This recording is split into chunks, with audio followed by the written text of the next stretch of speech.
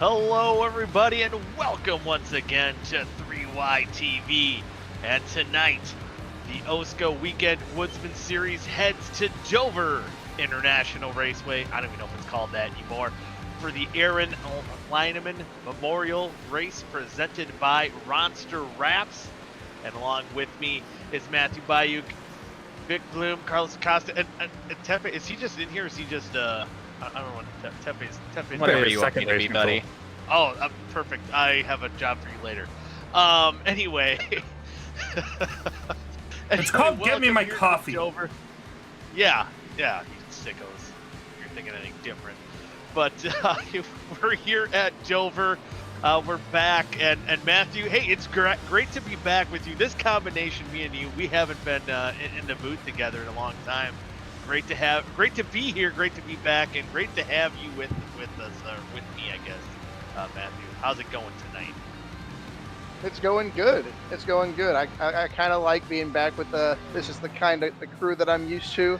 I did appear earlier in the season with Nathaniel. It was fun, but kind of getting back this week to what I'm used to. And as far as what I'm not used to, maybe a track that the league is kind of used to. We've been to Dover a few times here in OSCA, and if anybody remembers last time, it was a pretty good show. Would have been a really excellent green flag run to the end, but it's a track that you usually kind of expect there to be more crashes on because of the one lane, high speed, high closing rate to the outside wall coming off the corner, the tight nature of it. But surprisingly, we've had a lot of really clean racing here in OSCA lately at this track.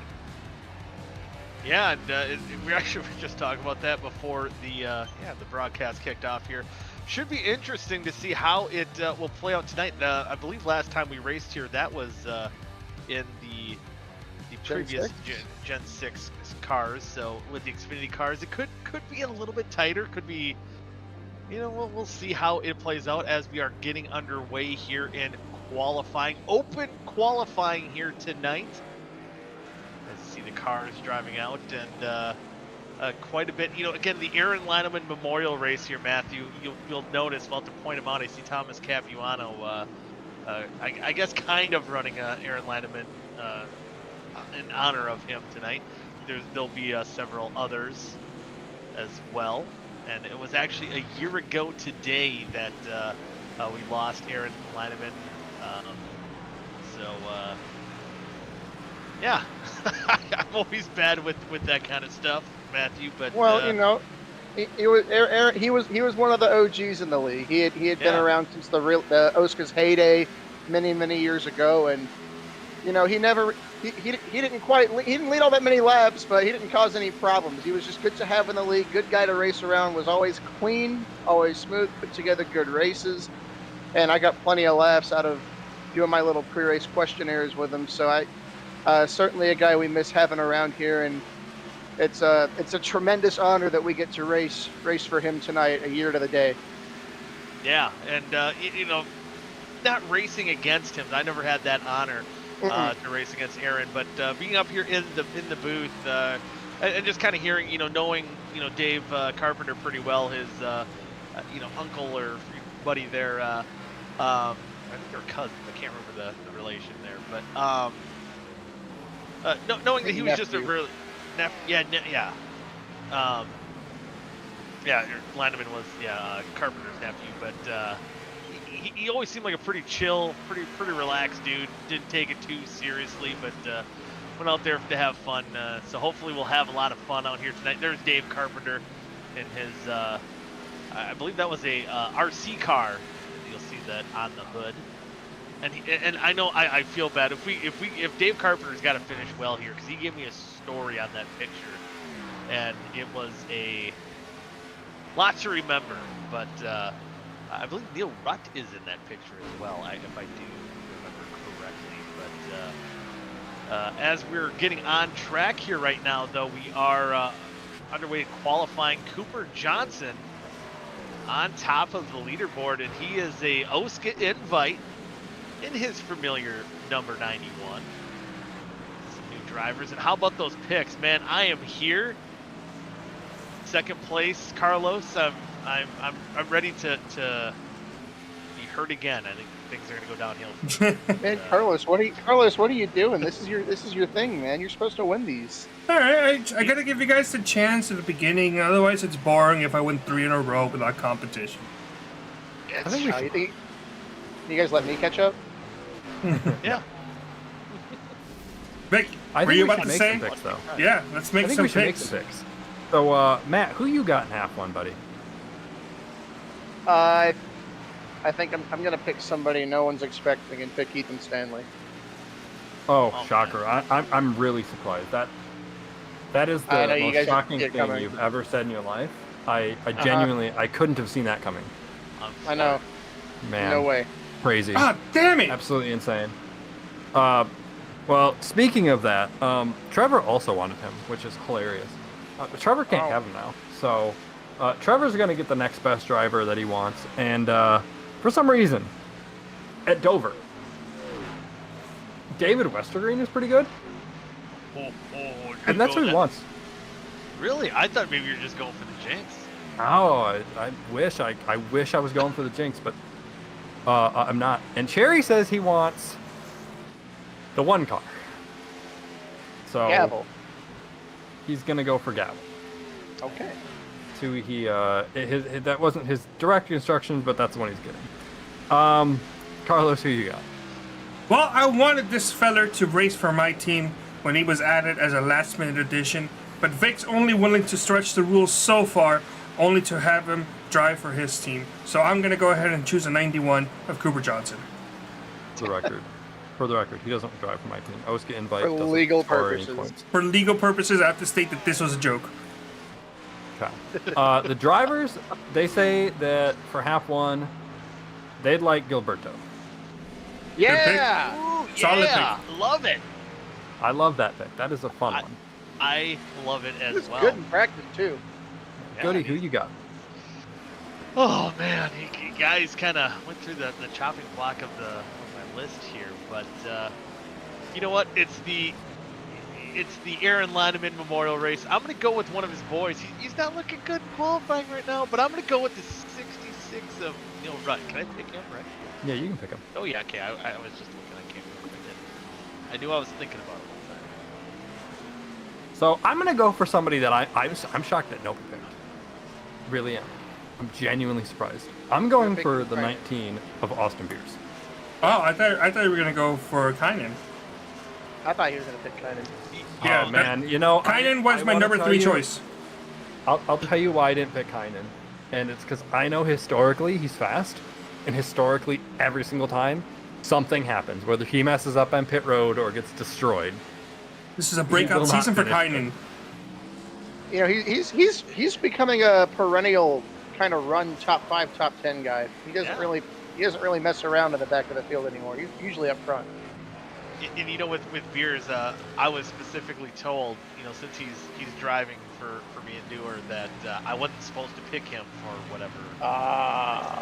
He was worried about that, and as you can see, why he doesn't want the goody jinx. And Beers, you see on top of the leaderboard in the points, old Potty Mouth in second, Vincent Isabella third, Darren Staff strong run. And you know, one thing I was looking back, I've tried watching a few of the races since I've been gone, and looking, besides I think Ethan Stanley, if I'm correct on this, the parity that we're seeing this year, sweeping Suzuka, I believe each half winner has been different. Am I correct in that statement? Yes, sir. I mean, Beers has won multiple halves, but not in the same night. Has he won 2? Oh yeah, I missed that. Yeah, not in the same night. So yeah, we only had one guy bringing out the broom. So still a lot of parity I think we've been seeing so far this season. And I'm just having a feeling here at Dover tonight, I think we could see that same parity showing tonight. With, again, Cooper Johnson, first race of the season. Now Stanley, I guess, is up there to kind of mess everything up there too. But Well, we are seeing that parity tonight. While we're talking about parity, I got a fun little note for you. So after tonight, once the green flag drops for tonight, Adam Tepe will not be chase eligible for the first time in his OSCA career. That is actually a really insane That's years going on that streak. Yeah, and Adam, any comment on that one? Oh, it's much more comfortable up here. Man. Get And good. streaks and records. Um, Streaks and records be damned. He likes it up Adam, here. Adam, can you put some pants on though? Yeah, please. How'd you know? I just know these things. Bro. From one guy not wearing pants to another. Listen, Oh all right, boy. this is a pants-free zone. You can choose to not wear pants, but you have to wear at least boxers or something that's not really tight or revealing, because that's a little too far. So what if I wore pants but not boxers? That's fine. Okay. Your prerogative. In that case, your pants are your boxers. You know, I've been always afraid of that because I'm always afraid of getting caught in the zip. Okay. Yeah, that hurts. Yeah. OSCA After Dark, huh? You only make that mistake once. So anyway, Yep. we should probably That's when you know it's talk time about to the fact change. there's a bunch of So, cars yeah, out here there's that a kind of look like discussion cars that going Aaron used to run. Yeah. Yeah, I didn't even Probably- notice Dustin Dewar's running a memorial car. Yep, that was put together by Neil. The 71, the 27, 66, 35, and 20 as well. Oh. And that 27, I 20. believe. That 27 was is the one that he used to run. Yeah. Yeah, with the inverted numbers, he was of course 72, and that looks pretty sharp. And then you got the 66 of Neil Rutt, which kind of looks like Austin Beer's car. I'm not gonna lie to you. Yep, I've mixed them up already. Neil, yeah, said that. The 35 and 20 cars are based off of cars that Aaron used to run in Lemons. So Yeah. I put both those cars together as well as the 27. Looking good, like it. Well, you have to put it back together again. Yeah. Yeah. That's not promising there, Feeler. Oh, we're done with qualifying. That is why I was like, whoa, it disappeared. You were talking about parity and all that. The pole time and the 24th place time, those are the cars that set laps, only separated by 4/10. Wow. And if you exclude the last place time, only 3/10. So the entire field here is just within a few tenths of each other. So that parity we were talking about is very much present here. Yeah, that's pretty good. I'm actually right now so enamored. Is this, Carlos? Is this new? This graphic? I love it. I'm still working on I'm a it. huge fan. This is courtesy of iRacing-TV. This has a feel of like an old like ESPN NASCAR broadcast or even like NASCAR '98, and I love it.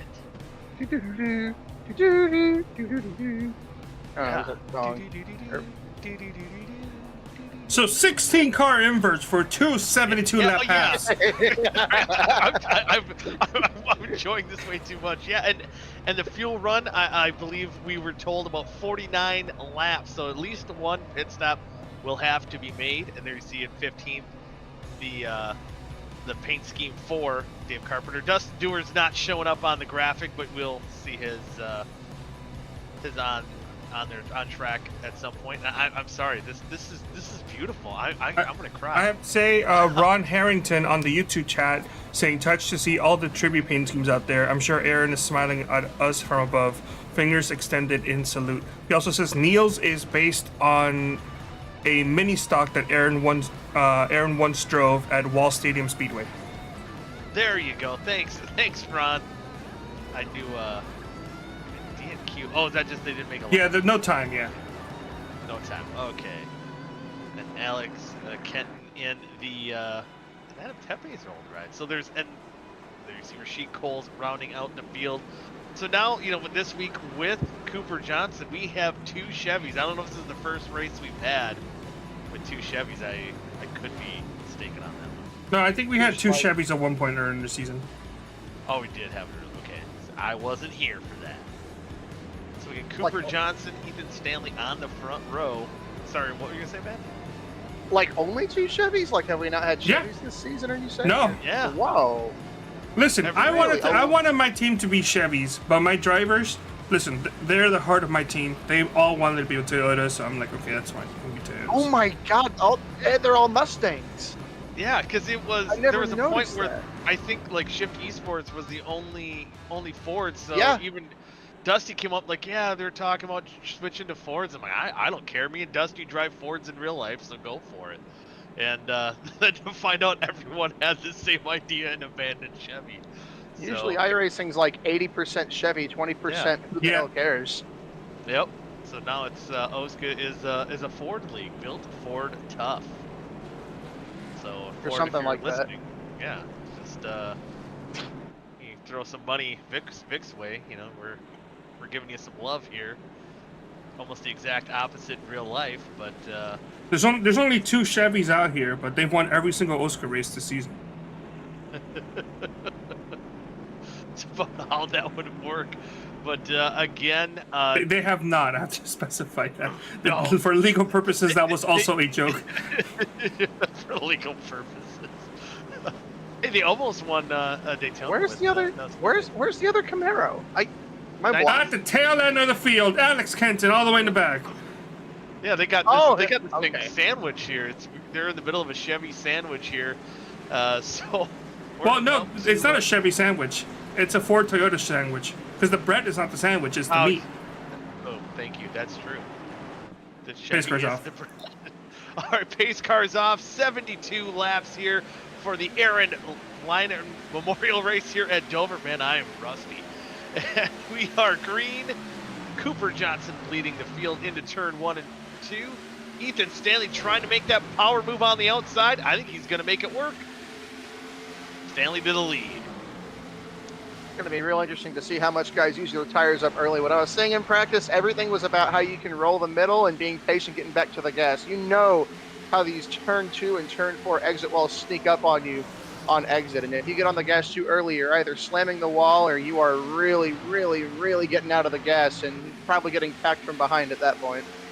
Yeah, it's always, and that's why, you know, when you're saying generally this race runs green, it's always kind of surprising because that seems to happen a lot. Because, either if you let off or get in the wall and scrub off a lot of speed, generally it leads to just calamity. But so far, so good here as we hit lap number 3 as Ethan Stanley pulling away from the field a little bit, bringing Vincent Isabella with him. How about Westergreen? Yeah, not always known for his Dover Paralysis here, but in the 4th position and looking maybe to hunt down Cooper Johnson in 3rd. But I wonder how patient Vincent's going to be behind Stanley right now. And maybe is Stanley playing a little cat and mouse, saving those tires? We'll see. So as far as David's concerned, I think for some reason I remember David being good at Dover, but I do know that Vic every week now seems to post the average finishes all the drivers have at all the tracks. David's was like 8th at Darlington and 8th at Dover, so maybe he's better on these intermediate 1 mile oval tracks than we give him credit for. I think it's almost, I think it's what he wants people to be led on. Maybe this was all like an inversion for him or diversion, not inversion, a diversion. He's a sleeper. Yeah, to not get picked, because I think a lot of these drivers don't want to get picked. Oh, yeah. And, yeah, I think that's what's going on here. Let me see. Trying to see. Trying to Go ahead, chase down Stanley. That gap's kind of maintained about 0.2 of a second here, so maybe both are trying to pull away from the field and then save that right front tire especially. Kind of seeing if they're kind of diamonding the corner. Pushing off. It looked like Stanley was pushing up, but I didn't know if that was kind of a diamond strategy.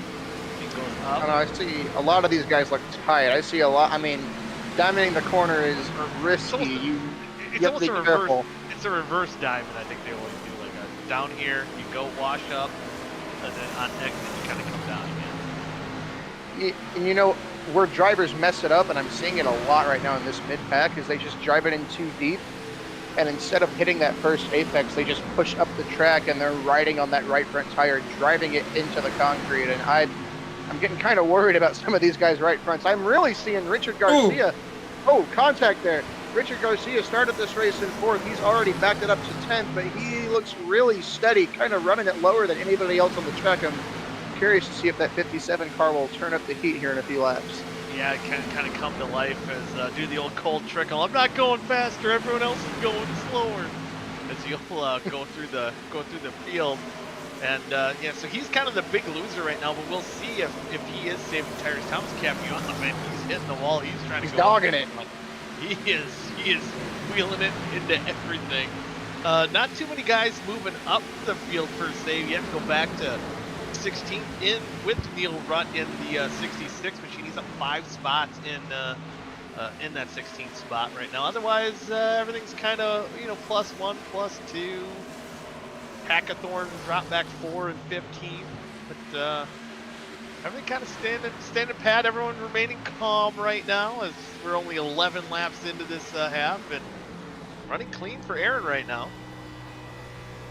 Say we might see Ryan Gavel come to life as this thing goes on. I was hanging out with the shift boys. He joined like 10 minutes before the session ended, and he was like, "Okay, what's everybody running? How do you run this track?" He came in with no prior experience. He was like 10th in practice. He qualified 7th, and he's just now getting by David Westergreen for 4th. As Gavel kind of figures this place out, he'll probably run towards the top 3 later on in the night.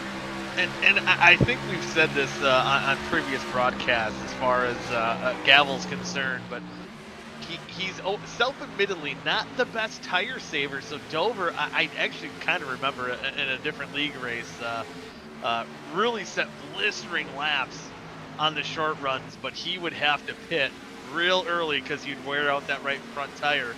I know he's gotten better since then, but still, I think he will tell you that's one of his weak points in his game is just saving those tires. I think sometimes I think these guys know how to, but it's hard. Yeah, mentally getting in that position. I know I've been in that position as well. Like, okay, I'm just gonna go in, save those tires, and then you get a car beside you. It's like, oh, gas pedal, hit it now. You just want to go. Yeah, you want to go, and right now though, Gavel looking pretty good. His line doesn't look too bad. He's moving up through the field. And there is Dustin Dewar. He's back in the 20th position, battling Carlsberry. See Leinemann on the hood. The Memorial team there as well. He started at 17th, falling back to 20th, but trying to work his way back up in the clutches of Carlson and Carpenter right ahead of him as well.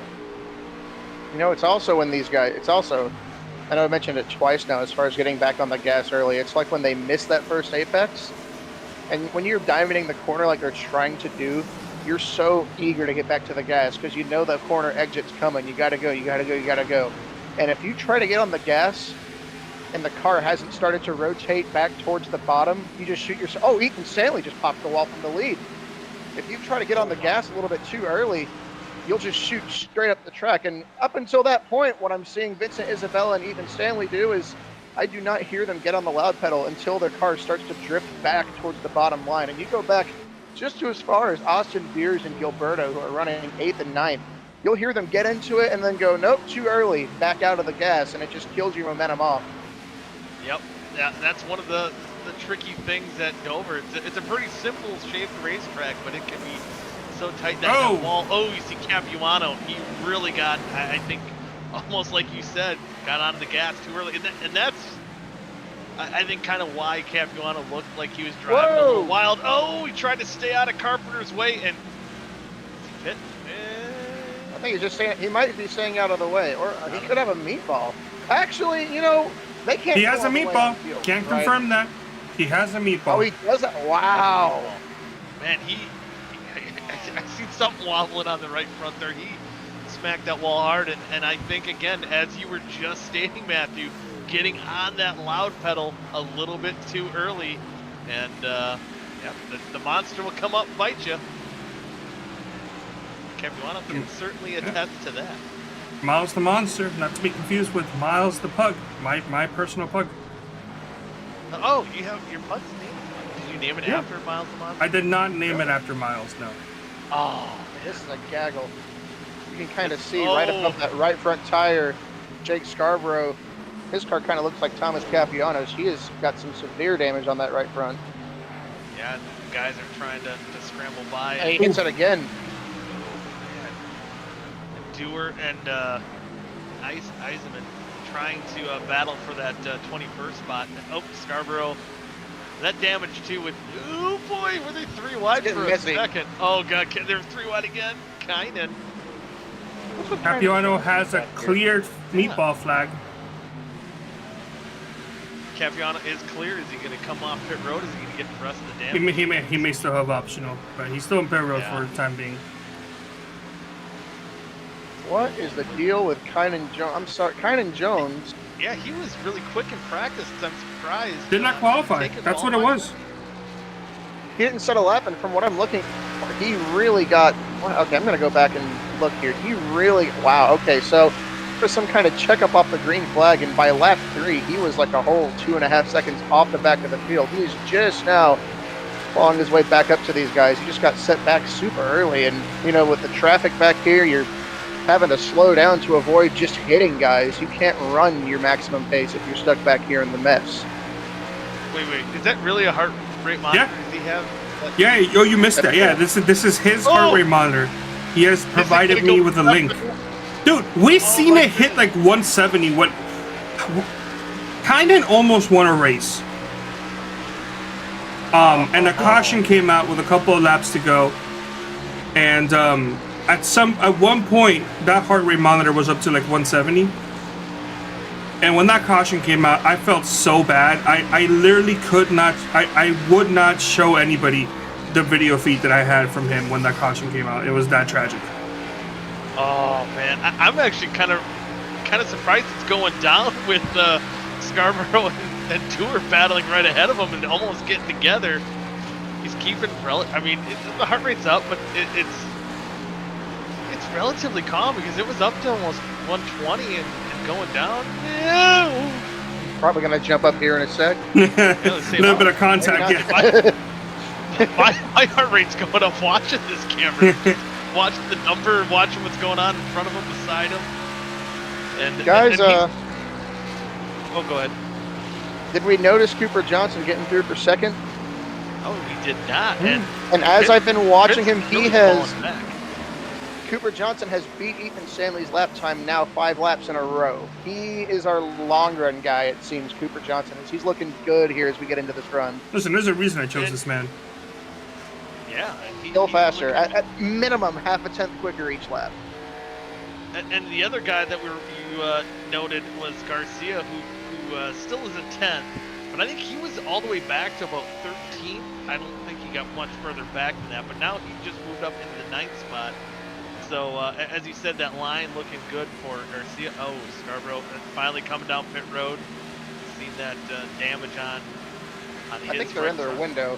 Yeah, he does not have a meatball flag. They can make it. Well, I was just wondering if he had so much damage. Maybe that decided, I'm going to pit early. But also Garcia's seeing. on Go ahead. Charge.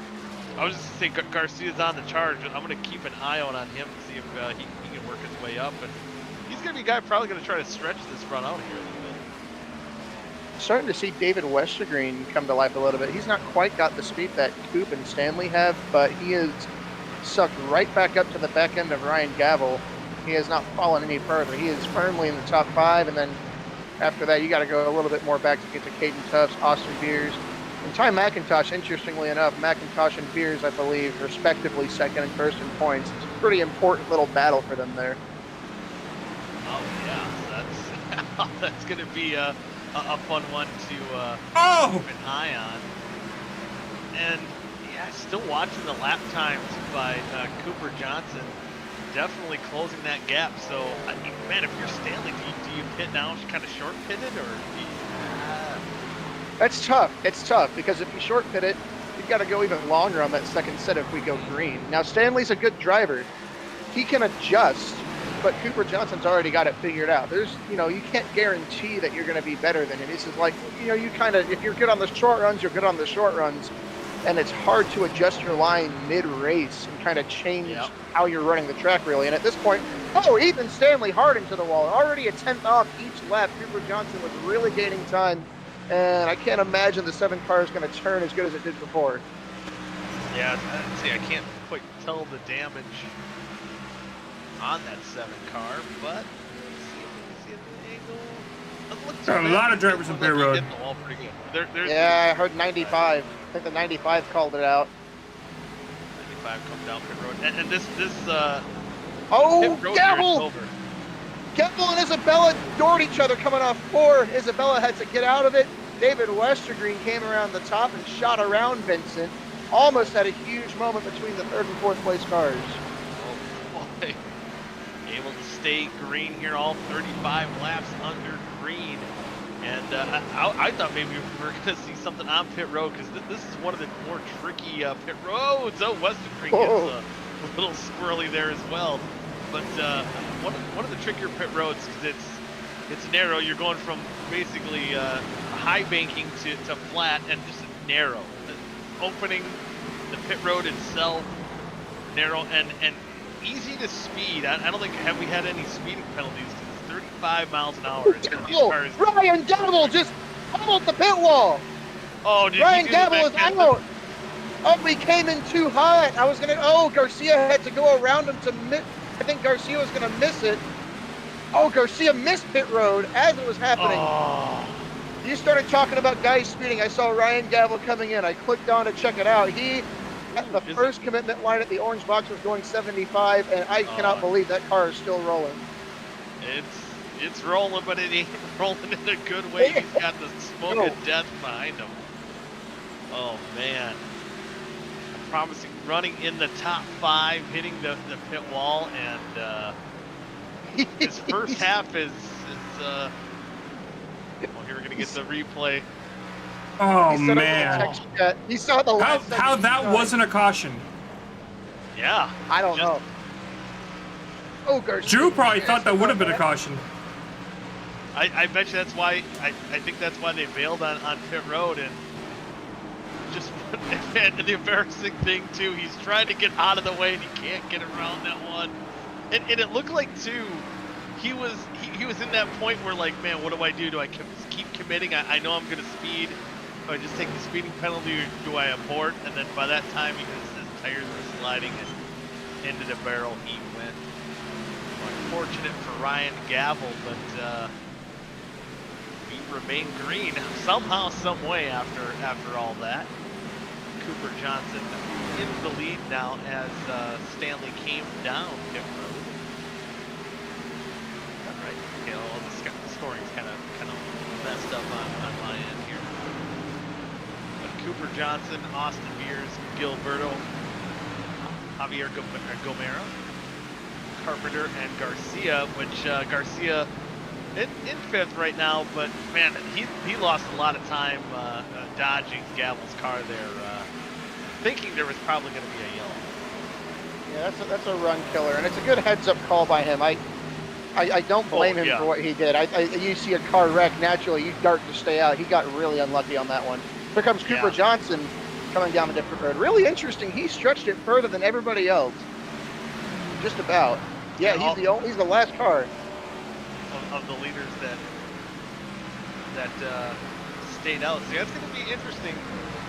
Kind of got closer to, I guess, the end of the field run. I think we're going to see guys like Gilberto, Carpenter, Garcia, Dewar, Brent Jones stretch this thing out a little bit, hope for a caution, and not be the caution. I think they said a lot of that during Bristol. But hey, no caution so far. And I think this is gonna be a fun race between see where Stanley and Cooper Johnson, how that battle comes out once once Johnson gets off pit road. Oh, Johnson's gonna have to charge, man. Ethan Stanley is midway through. Ethan Stanley is going to have a lot of ground. He came in pit 5 laps sooner. Yeah, McIntosh is gonna jump him. He's gonna be about 8 seconds back in the lead of Stanley, if not more. That's a lot more than I thought it would. But how slow were they at the end of a run? Let's see. They started off the race running low 23s. Ethan Stanley did, and by the end of his run, he had fallen off over a second and a half. So, yeah, if you do the math, if he ran 5 laps on fresher tires, he probably gained about 6 or 7 seconds on track time alone. And everything else just comes down to getting on and off pit road. Yeah, and then see if Cooper has that long run speed and can close that gap. Once it comes down to it, there's still a long way to go in this race. Still definitely could close that gap, but I think it'll be a little bit tougher battle than maybe Cooper Johnson had in store. And Stanley has got to stay out of that wall. I think he got in the wall again, trying to unlap himself around Gilberto, who's still out on the racetrack. There on your screen, you will see Gilberto and Carpenter currently first and second on track, but they'll have to come down pit road probably within the next lap or two. Just had a huge mess. Brenton Jones was trying to get to pit road, but it looked like he had drove it into 3 too hard on the lap he was trying to pit. He had cars under him, and there was a massive stack up. Hackathorn, Isabella, and Westergreen. And Brent Jones still tried to enter pit road from the 4th line on the racetrack. Just didn't have anybody under him this time, but he made it. He made it. It just shows how hard it is to get down pit road. I think he was talking about that a little bit as Brent Jones will make his pit stop. So guys, I did want to point out under the green flag pit stop period, it looks like only one driver got a black flag, and that was RKM driver Tristan. I want to say he was running he was right outside. He was near the top 10. Inside the top 10. He was right around the top 10. I think he was just outside of it. Right now, he loses multiple laps from that, down three laps down. I think once he cycles around, it might be 2. But... This is a really terrible track to have a speeding penalty. It's only a mile. It's a really, really frickin' fast mile, and you're only doing 45 on pit road. Is it 45 or 35? Or is it 35? I think it's 35, actually. I know I just it's even 35. Even when you're practiced by yourself at Dover and you're going down pit road, it just feels like, oh my god, it takes forever to get down that up and down that stretch of pit road. Oh, we've got trouble. 32. Dustin Dewar, he's sliding at the exit of turn 2. Still no caution. He kept it down there. Kept it down. And he got too much beans, man. His beans. All coming off pit road. Yeah, he just got done making his green flag pit stop. No, that's not too much beans. That's too much gravy. Too much gravy. Yeah, that would be too much gravy. Yeah. Woo. Oh no! You guys are right. No, you're right. Yeah, I got it backwards. Yeah. That gravy's okay. Too much gravy. Right. Give me beans and gravy. Beans and gravy. Well, now the chase is on. Cooper Johnson, 7 seconds. Yep, he's got, what do we got here? 21 laps. I mean, that's a lot. By the end of the last run, he was outlapping Ethan by about 1.5 a lap. I mean, look at this. To make up 0.3 a lap. I mean, when you look at it there, it's definitely possible. It's doable, but is it gonna plateau? Is it gonna keep it up? Flat traffic. There's so many factors. I mean, he gained 0.3 there. He gained 0.3 there. That's enough. But he's got to keep that up and maybe then some, because you can't just catch him. You got to pass him. And passing here is hard. And that could be if Ty McIntosh. So far, he's only 0.2 ahead of Vincent Isabella. You know, if anything does happen, if Cooper Johnson catches Stanley, could one of those two guys capitalize as well? Yeah, that was good. Unfortunately, I don't think it'll be Ty McIntosh. He's short pitted. He's got Vincent Isabella up his rear end right now. Austin Beer, Beer's not far behind. McIntosh, it was a good short pit. I think he's gonna at worst end up where he was before, but it'll be probably Austin Beers is looking real good right now. If anything's gonna happen between those front runners, I think Austin Beers is gonna be here in the, the catbird seat. That's what they say. Yep. And yeah, he's looking right on the back bumper of Vincent Isabella, trying to. Oh, there he goes. Just moving on over. Oh my God, Cooper! I mean, he was fast on the long run. Now he can really turn it on. Cooper Johnson, 0.4 quicker that time around. Wow! Half a second quicker this time around. Cooper Johnson is on the charge. Yeah, I mean, it was 5 laps ago. He was not even. He was 7 seconds back. You know, maybe by the end of this lap, he might be 5 seconds. Yeah. He is real. And now he's got some slower traffic in front of him. I don't think it'll be that much of a problem. Everybody should do a pretty good job getting up and out of the way. I haven't seen lap traffic be a thing. And yeah, there's another half second right there. Oh man, Scarborough getting right out of the way. So yeah, this could be a battle here pretty quick because what lap do you think? 16 to go right now. If he kind of maintains this speed, this pace on average, what's the math on that? At this rate, we're looking. He's gonna have about five laps to pass. I mean, it might slow down. It's gonna be close. He only gained 4/10 that time. I mean, only 4/10. Oh, okay. only 4/10 on a 1 mile race. It's not that much. Yeah, he ain't that good, guys. Just chewing away, nipping away, little by little on that lead. All right, there was another half second. So if you do the math, yeah, he'll probably catch him here with about 5 laps left. He's gonna have enough time to pass him, but he's got to keep up. He's got to keep this up. Got to keep it up. Yeah, it's gonna be tight, and it almost seems right now. I mean, now that Cooper is kind of in no man's land, this is where he can definitely gain some time. Oh man. He's also going to have to navigate this big, angry pack of lap cars also running their own race in front of him. See, that's what I'm wondering. Yeah, he's got that gaggle of cars, and it seems like even when Stanley catches these lap traffic, it's like one car at a time, and they're just kind of giving him that spot right away. That could play well into Ethan Stanley's hands, but we'll see. There we see Cooper Johnson get around the lap car. Couldn't quite make out who that was. Is that Carlson? Alex Kenton, the one he just passed.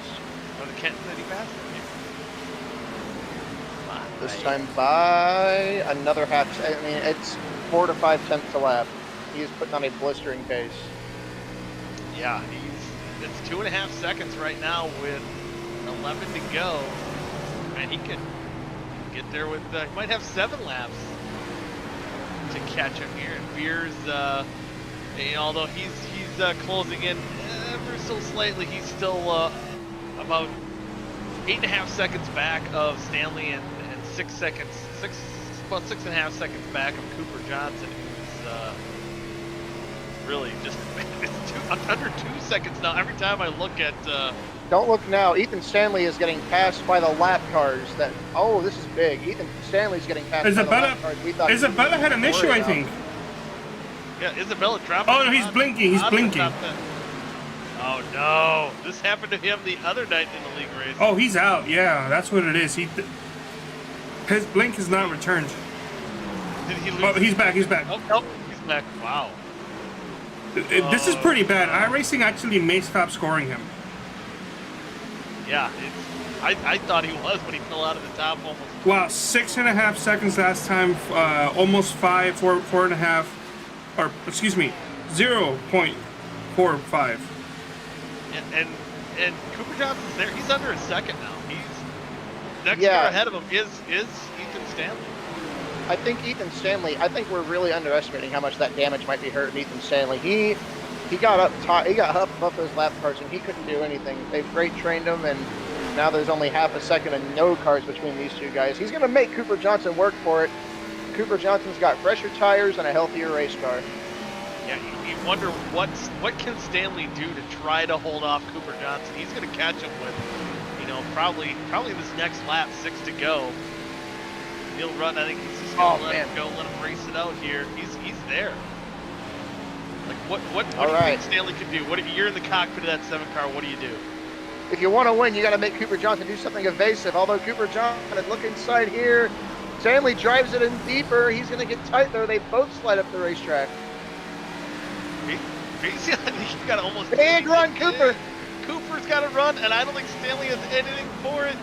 Going into turn 1, we're going to have a new leader, the 91 of Cooper Johnson. Stanley's going to try and get a running cross him, I believe. Not enough momentum. Just not enough momentum to make anything happen. Cooper Johnson might just sail away with this thing. Come sail away. Come sail away. Sail away with Cooper. For those not aware, Styx is performing live at halftime for our halftime show here at the conclusion of half one. And we didn't tell you, Carlos and I are actually new members of the band. We're replacing some old original members. I don't know. Some older, yes. Yeah, I played a triangle. I don't know. Oh, I play cowbell. Yes. Oh, good. But now For legal Cooper purposes. Johnson. For legal purposes. There is no Styx concert. Yeah. It's Black Don't sue Sabbath. us. It's Black Sabbath. So Cooper Johnson now he can just kind of coast here and chill out. Stanley, I think he should be okay too. Beers still about 8 seconds back. I think Beers kind of fell off a little bit there as well, trying to make that charge. But one guy's name I just noticed in the top 5. We haven't really mentioned a whole lot of Caden Tufts. Yeah, having a great run. Hey, hold your breath, David Westergreen wants that top 5 spot. He's there. Oh, come on, Dave. Don't make it. Well, I guess that's an okay announcer's jinx, falling from 5th to 6th instead of getting wadded up here. But You are saying that with a lap and a half left for these guys. Yep. Careful. Yeah, no kidding. But if all things stay straight true here, Cooper Johnson, all he's got to do is just take it easy here through turn 4 for the final time. Cooper Johnson makes his 2024 debut, and he comes away with a checkered flag here in the Aaron Leinemann Memorial, half number 1 here at Dover. I think Caden Tufts here is going to beat out David Westergreen for that 5th spot. Or does. And does? Yep, he does. Oh, Darren Staff and Weeks side by side for that 9th place. Oh! How about Staff DJ getting Weeks? that Oh, who was sideways across the line there? Drew Eisenman. Oh, Eisenman, wow. So Cooper Johnson, what a drive by him. Had that on the pole.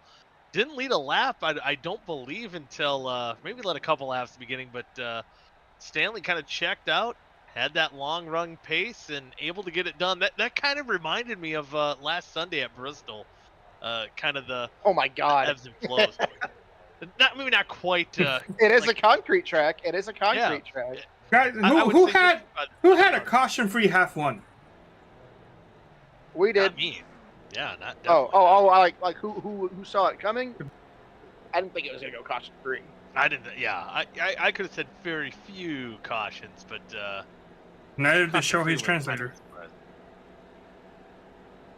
That's a baseball. Who knows that one, huh? What's that? You didn't hear? There's some funky stuff going on with Shohei Ohtani's translator and gambling dad. Allegedly. But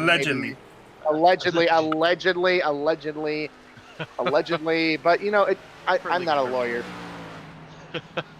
This is also, yeah. Anyway, Guys, Heat 1 results. Cooper Johnson gets the win for Rack Racing. Yeah. Oh, there you go. And we do have Cooper Johnson here on in the interview waiting. We'll bring him up in the booth. And Cooper, how about that? You make your season debut here tonight, and you come away with half number 1 victory. Now though, you got to have that invert, 16-car invert. What's going to go through? What's going through your mind right now with the win and the invert? I was laughing. I've been here the last couple of seasons and could struggle to win most weeks, and then I show up just random one-off just to have fun at Dover. Oh yeah, now you'll win. When it doesn't matter. No, this was a lot of fun. Obviously, glad to be here to support Aaron. Obviously, him passing away a while back, and keep his memory in our brains. But it was fun. I thought I saved too much tire on that first run because it took me way longer than I thought it would to catch that 7-car of Ethan.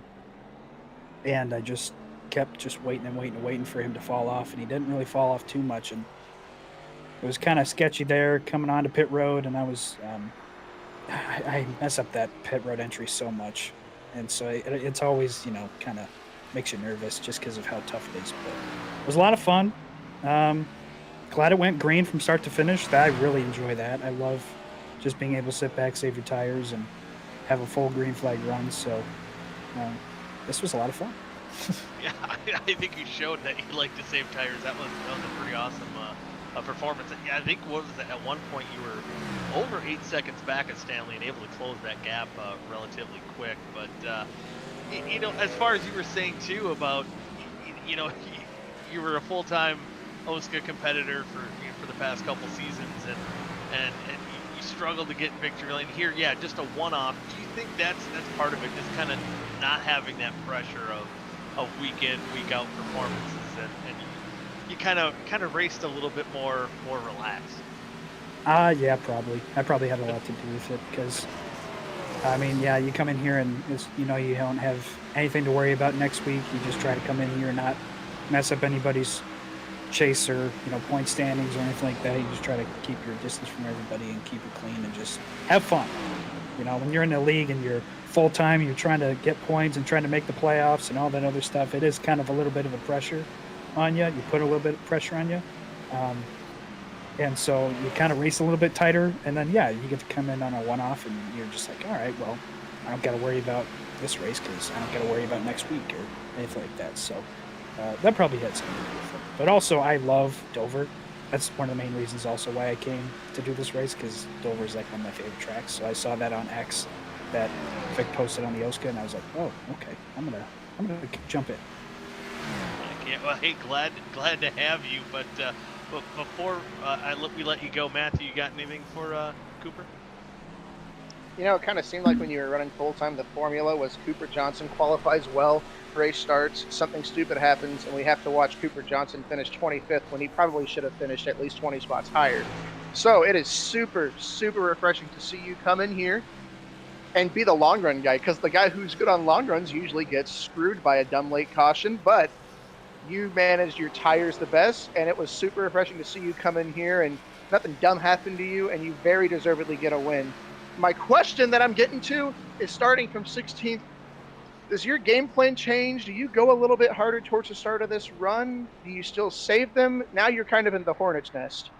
Yeah, you're in the hornet's nest, and Dover's not an easy place to pass early.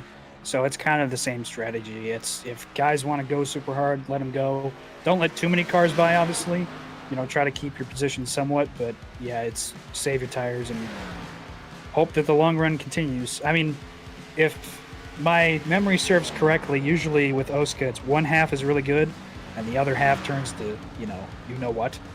And so my assumption is that this might be the half where we might see some cautions. I'm hoping not, but we'll kind of just keep our distance, try to keep our car clean, and see if we can slowly make our way back up through the field and see if we can go, 2 for 2 tonight. Hey, we're looking forward to it. And one last thing before we send you away, any shout-outs that you want to do? Kind of didn't hold my heart. Any shout-outs you want to give? I don't got any sponsors besides OSCA, so shout out Vic, letting me come in for this one-off. I very much appreciate you letting me come in here, get my number 91 back as well. Shout out to Carlos. I heard that you picked me for the first half, so I appreciate that, and shout out to you for the broadcast. You, Goody, Matthew, you too. Shout out to you guys, and shout out to Adam. He sent me a message even before the race. He knew I was going to win before the race, so I appreciate you, Adam, buddy. So besides that, thank you guys for having me for this one-off again, and let's go have some fun for half two. Half two, yeah, you better get going. They're gridding up. Good luck out there. Appreciate it, guys.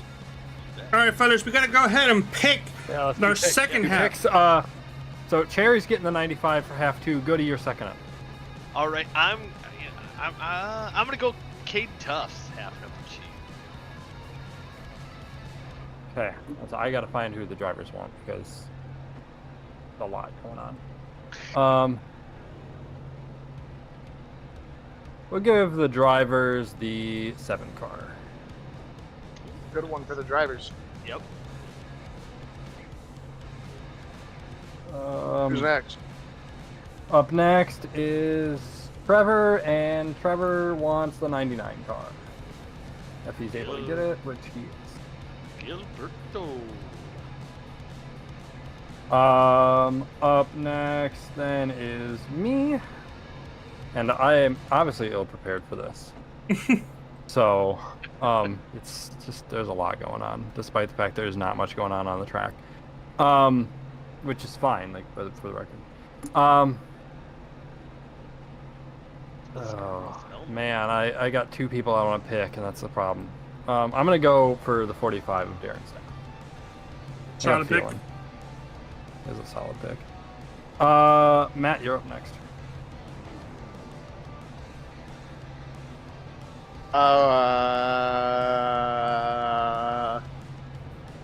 Ryan Gavel. Why not? Dead last. All right. A pick. That is a pick. Hey, if there's no green flag pit stops, then he doesn't have barrels to back it into. All right, Carlos, who you got? Winner, chicken dinner. My first dub of the 2024 OSCA season. So I'm pretty happy with that. And I say, let's carry the tradition, because you know what? I say Mr. High BPM himself is going to get that victory tonight. I'm going to choose that 73. You know, that's underrated. He doesn't have any cars to pass this time. He gets to start up there with that pace of his. Heck Have a yeah. good rest of your broadcast. I'm gonna go back down. Thank you. I do think I really wish I would have noticed it sooner. Nobody picks DJ Weeks, who started 26th and in a completely green race went from 26th to 10th, and now he starts 7th. I have a feeling there's going to be a wreck near the front, not at the front, but near the front, that's going to wipe out a lot of the drivers. I hope not. Wow. I hope Man. not. I hope not. You know what? I'll be kind of curious to see the heart rate monitor for Kynan Jones when he's up here in the lead. It's further than when he was racing under green there for a second. Yeah.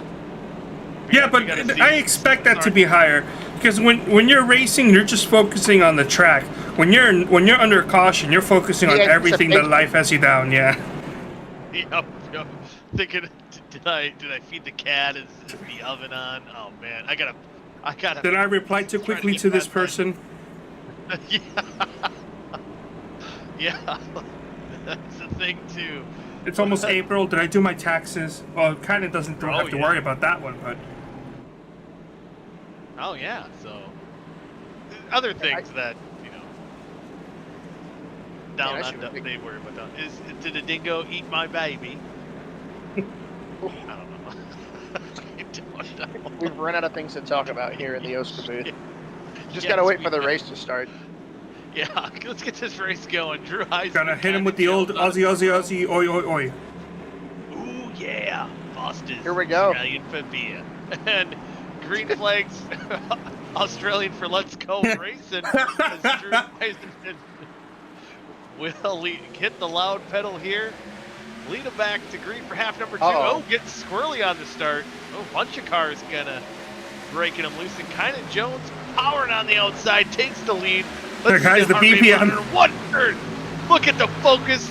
Look at the concentration. Look at that heart rate. He is living life right now. Man, oh man. 140. Yeah, that was super impressive. Oh, that was an impressive move. I wonder if he's still thinking about it. That heart rate monitor's jumping. Man, what's the average person's like resting heart rate? Is it like 66? Lower than that. Half of that, just about. Yeah. Like an average, just a chill person. What's like 60 to 100 is the average for adults. Oh, Ty McIntosh. We're trying to wreck. They're trying to wreck. They save it. Man, I think Ty McIntosh again had a little bit of a freak out moment. I heard the other night in the league race that Ty McIntosh had a scream just like that. And he did it again here tonight. For a very different and comical reason, but yes, he's getting a trademark scream now. Yep, and it was on the soundboard now. He's oh my goodness! He popped the wall lightly coming off of turn 4, and he doored Austin Beers. If he was maybe 2 foot further back, it would have been turning Beers into the outside wall, and it would have been a pileup. Very close to disaster. We stay green, and this is all happening back around the 13th on back positions as those guys that started or finished up front in half number 1 try to battle back up through the field. And right now, Ty McIntosh, not liking where he's at right now on that top side. He's kind of getting shuffled back. Excuse me, fellas. He's dropping 5 spots. You see not a lot of progress for Ethan Stanley and Cooper Johnson. Importantly, Cooper Johnson has gotten in front of Ethan Stanley. Very important for Cooper Johnson, as those are the two guys that are kind of battling. But they have a lot of ground to make up. And with it being a 16-car invert, you know, those guys that run and finish 14th, 15th, 16th that first half, they're not really slouches. And especially at a track that's hard to pass, it's going to be difficult for them because now we're getting spread out. And this is where it really gets difficult to make up time. Cooper Johnson is really, really flirting with a meatball coming off of board. Man. And the other guy that's, I'm wondering if he's kind of got a new target to search for too, is that 19 car of Austin Beers. I think he had a little bit different strategy, but finished the points leader. One in third. Yeah, our points leader. And now he's ahead of him. He can kind of play the cat and mouse game with the tire strategy. We'll see if it can pay off for him here. He's ahead of the top 3 guys, but of course there's a whole slew of guys that are going to be different factors. Like your boy DJ Weeks, as you talked about, in that 6th position. Maybe right now he can bide his time, unlike what he probably had to do in half number 1. And currently sitting pretty good here in 6th. And looks like he's running a pretty smooth line too. I really do think, and I really do think he might be the guy that Kynan Jones has to worry about. No disrespect to Eisenman or Garcia, but just 16 positions under green at Dover is a pretty tremendous thing on iRacing. And you know, I didn't even notice to Kynan and Drew's credit. Kynan went from 25th to 15th. Drew started 23rd, finished 16th. To their credit, they were pretty good last race too. But as this thing goes on, you can already see some of these guys starting to struggle. DJ Weeks looks smooth. He's not getting close to that wall. He's running a pretty line. He's diving under Gilberto here, and I believe might be running the fastest laps of anybody in the top 5 right now. Yeah, just smooth and steady, smooth operator there for DJ Weeks as he moves into the top 5. Looking to chase down Matt Hackathorn, currently sitting in that 4th spot. There you do see that battle for the lead. Drew Eisenman, I believe, closing in a little bit. It was just 4/10 a couple laps ago. Now he's down to about 3/10. Kynan trying to run. But Eisenman just does a light kiss. Nothing too bad there. I've seen a lot of that. Guys just touching. Listen, all these little besitos are giving me stresitos. What is what? What was the last word? It's just stress, but with itos at the end. Oh. Besitos. Oh, that's not a Spanish word. Okay. Oh, yeah, never mind. Besitos is just like a cute way of saying kisses. Kisses. Yeah. I think we've talked about that. I think I've said this before. The actual word. Yeah. But I think the full word is besos, like full kiss, right? Is it besos? Yeah, beso. Yeah, it's a kiss. Yeah. Besitos is like how you would talk to a little baby. It's like, oh, give me kisses. You're like pinching their cheek and. Yeah, exactly. Yeah. Yeah. As Kynan Jones now that lead's kind of plateaued over Drew Eisenman at the moment. And that But battle, how about that heart rate?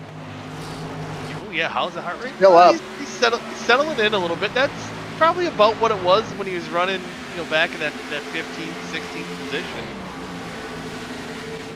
Getting down there. It's my heart rate right now. You have one? Man, I have a watch. It's telling me 118, 115. It's actually going down. 110, 107, 105. So it's about where expected. I'm definitely on the heavier, not as fit type of side, so I would have a higher BPM than normal people. You too? You're on the heavy side? Oh, yeah. You know why? Because food is good. I mean, hey, I like food. Yeah, and food likes me. It sticks around a little bit. Listen, I was fit in high school, and then I tore an ACL, and I didn't have insurance to get that fixed for a couple of years.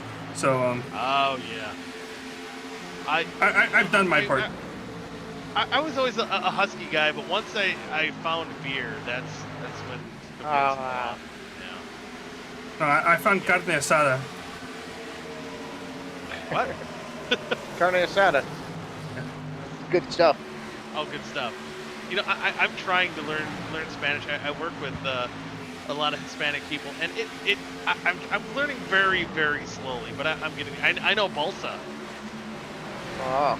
Uno balsa for one What bag. contacts coming off board? Oh, Adam, Dylan. everybody. It's a monkey see, monkey do. Dylan Thomas and Gilberto Javier. I don't know what you're talking about. Driver of the 13 car, unnamed driver of the 13 car, almost went around coming up in turn 4. Poor Dylan. I mean, when is that going to be his own? This is his second season in that. Oh, he's really car. backing it up right now. Oh, Garb's in the wall. Oh, Cooper wants to shoot it 3 wide, doesn't quite have it. I was watching it. Cooper Johnson dove under Caden Tufts maybe 4 laps in a row, could not get the pass done, and now is getting backed up by Dylan, who probably has blitzed his tires. They're trying to hang on to that thing. Cooper Johnson is not a firm believer of the if gap car movement. Yeah, which thankfully that could have been a yellow flag if that were the case. And here we go, Garcia on the charge. He was a guy that I don't think he really got to play out his strategy of those longer runs. He started up towards the front, fell back, and with Gavel getting into the pit barrel there, he kind of lost a lot of ground. Dylan Thomas pancakes the wall, almost takes Cooper Johnson with him. We stay green. Cooper Johnson get by. Ethan Stanley will get by Dylan Thomas as well. But I'll be curious to see what that 57 car can do now that he has another crack at being up front and those tires looking like they're coming alive. But right behind him, though, Matthew, is DJ Weeks. He's now in that 3rd spot. Oh my gosh, I am seeing so many of these guys brush this wall, and still Cooper cannot get by Caden Tufts. He is stuck behind that 00 car, and that is, of course, holding up Ethan Stanley as well. So we've been green here all night long, thus far, but we've seen a lot more cars. Oh, what happened to the back end of Westergreen? So this lap coming off of turn 4 with Ryan Gavel, if you look, lap 22 off of 4, Westergreen got really tight, clobbered the wall, and Gavel was there. Unfortunately, Gavel is pretty severely messed up too. Both of those guys, severe damage. And Gavel was working his way from shotgun in the field. He was up to 16th, just lost a spot to Jake Scarborough back in the 17th position. But, we're still racing green here, Matthew, but we're seeing a lot more cars get in the wall than we've seen in half one. Is it just that urgency, as you said, how hard it is to move up through the field under green flag conditions? Urgency and getting overconfident too. People are like, okay, we've got a race under our belts. I know how to run this thing. And you kind of overshoot, you overcompensate. And then maybe you have to turn it back down a notch. But it's also urgency, yes. Guys get make contact with Gavel. Make things happen. Yeah, no, David, it started with off turn 4. David hit the wall getting tight, and then Gavel just drove into it. Going up. Yeah, we're showing on the 3-wide TV multicam. And did you see that shot there too, Carlos? I believe it was. Yeah, here. Oh, never mind. It's already. Caden Tufts, I believe Vincent, Isabella, Westergreen, and Gavel all hitting the wall there. So 4 cars in a matter of a second hitting the turn, or coming out of turn 4 wall there. The front stretch wall, I guess we'll call it that. That's what Cooper Johnson's finally passing cars. Once he got around Ethan Stanley, he's starting to get around him. We have a new points leader. Race leader. Oh yeah, Garcia, man, he really turned it alive. Wow. Now he's got clean racetrack, and if he can get on and off pit road here without issue like he had, but not by his own doing, by any means, he's going to be a force to be reckoned with here on the outside power move. Woohoo! I mean, hey, he's got more grip at that point. I think he definitely laid back, and like you said, Goody, he's able to really lay out this strategy of leaning back a little bit early on in the run, saving his tires, and now that there's no Ryan Gavel and pit road tires to miss, he's able to go up there, grab the lead, and effectively drive away from Kynan Jones. And Kynan, for that matter, doesn't really look all that bad. It's just he jumped out to the lead and Richard didn't. Yep. saving those tires a little bit more, and we'll see if Kynan can adjust once they get down pit road. Still maintaining, he's about almost a second back of Garcia right now. So I wonder how far, because I believe, trying to do math, that pit window is open right now. But it's pretty early I think right now. it would be very early. You could if you wanted. We have a complete mess right here. Cooper Johnson, I've said Cooper's name 1,000 times already, but I've been watching him and I've been watching Ethan. Cooper broke free. Gilberto had a moment there, and Ethan Stanley got stuck here behind these guys. Hey, you know, one thing I like what Cooper, when we've been talking about Cooper, as Rashid Cole's leading down pit road, a little bit of damage to the right side of his vehicle. But it was almost as if he's having Austin Beers be the gopher for him, kind of leading through the traffic to get back up to the front, and Cooper's just more or less biding his time, a little bit slower getting through that traffic, and right now only about a tenth of a second separate. He's actually going under Austin Beers right now. Beers just drove it in deeper to block it off, but Cooper Johnson is a good 1/10 to 2/10 quicker than Beers. He is going to be by him pretty soon here. And there he goes. Fourth spot. Making that move. And he will get around him. Oh, no! He had to get out of it. Tight. Yep. So now, and I think Beers was able to clear him once again, so Cooper's got to do it all over again. And Beers is probably not going to make it too easy to pass, because he knows how quick Cooper Johnson can be, as we've seen in half number one. Shuts the door once again. He can post it about a second up the road. DJ Weeks dove way under Kynan Jones to take the second spot. And what's his lap times compared to Garcia at?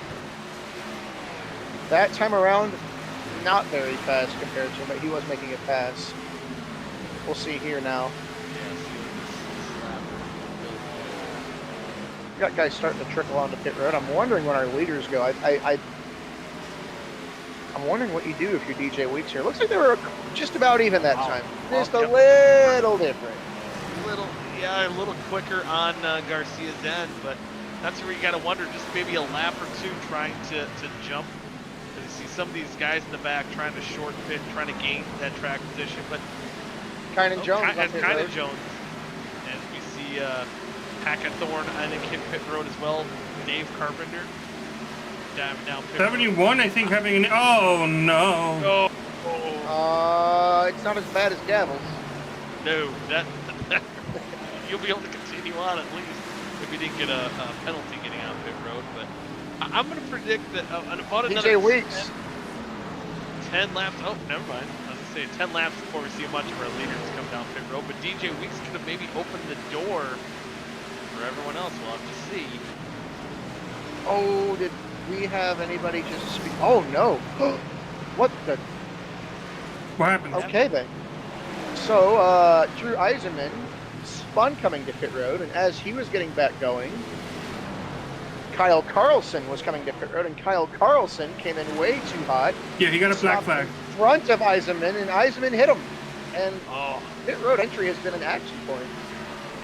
It has, and then Carlson also overshot his pit box there as well. I'm sure a little bit flustered as he got on pit road. As we see Garcia, Stanley down pit road, Caden Tufts will give the lead right now to Austin Beers, who pulled away ever so slightly on Cooper Johnson after that little battle that we saw between the two of them just a handful of laps ago.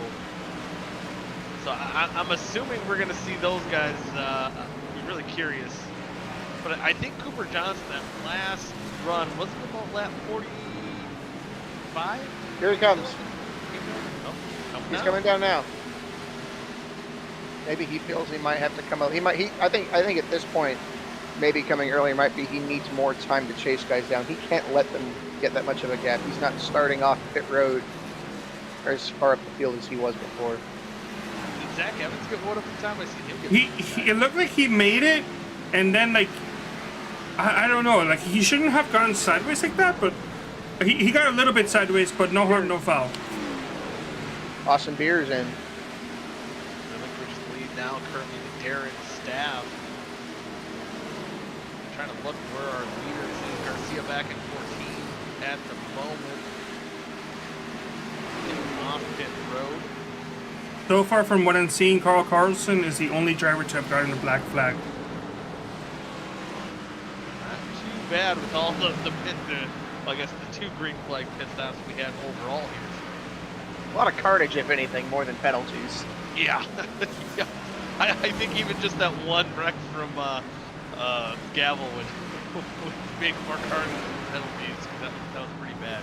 As Beers and Gilberto and Dylan Thomas come down. Well, Beers is down. Yeah. DJ Weeks, important pass here. DJ Weeks working back by Kynan Jones. Weeks was already a little quicker than Kynan to begin with, I think. And Kynan gets three within wide. a few Oh, boy. laps. Whoa! That was dangerous. Tristan making dangerous moves, but it worked so far.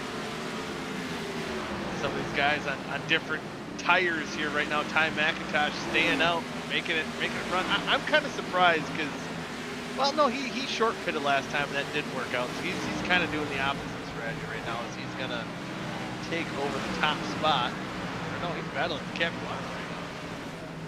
Capuano takes him. Neil Rutt, Ryan Gavel, Tim Conrad yet to come down pit road. Gavel does not have a foot on his race car. Was that from that contact from Yes. West Degree? Okay. It was really heavy contact.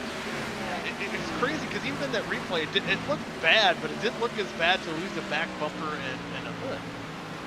I guess this is just the new damage model. Some of that new damage model it's been interesting so far. It's been very interesting. You know what's really interesting to me right now, though, is I'm watching DJ Weeks and Richard Garcia here. DJ Weeks is charging right now. As of right now, I believe when everything cycles out, DJ Weeks and Richard Garcia, this will be our battle for the lead. And that's barring any other Cooper Johnson and Austin Beers getting up there. They are really far back. They've got a lot of ground to make up. Still 25 laps left in this thing, but as of right now, Weeks and Garcia will be the fight for the lead. And you know, I think the best thing right now is Cooper Johnson and Austin Beers. They're battling each other for their position right now for about the 3rd, 4th spot. But man, they were driving pretty hard. That could bode well for DJ Weeks and Garcia. Between Garcia and Weeks, I believe it was about 3/4 of a second between the two of them for that battle for the lead. They're now in 5th and 6th as Gavel comes down pit road, and Tim Conrad. So only 2 cars staying out. They're stretching the fuel. I think a little bit. They're going to run these tanks just about dry. I think the 95 and 66. I think Neil Rutt's just trying to get old Aaron Leinemann a lap lead. Yep, and I think he's gonna do it here as he takes over the top spot from Ty McIntosh. Ty McIntosh comes down pit road. I love that. Heck yeah. Doing it. McIntosh, black flag. Oh man, Tyler. Man. He was having such a good night. Yeah. Man, oh man. That's again, that 35 mile an hour pit road speed, that's gonna hurt you get a hold on it. I think the hold sometimes could be better. I think at this point, Neil Rutt might be foregoing any finishing result just to keep that 66 car out front as long as he can. Hoping for a caution. Yeah, never know at this point. Run her until she's about dry. Just letting cars go. About 15 seconds back, although we know won't be able to stretch it all the way to the end. Garcia and DJ Weeks are closing in. It's also nice we get some extended time for the Leinemann paint to be in the lead.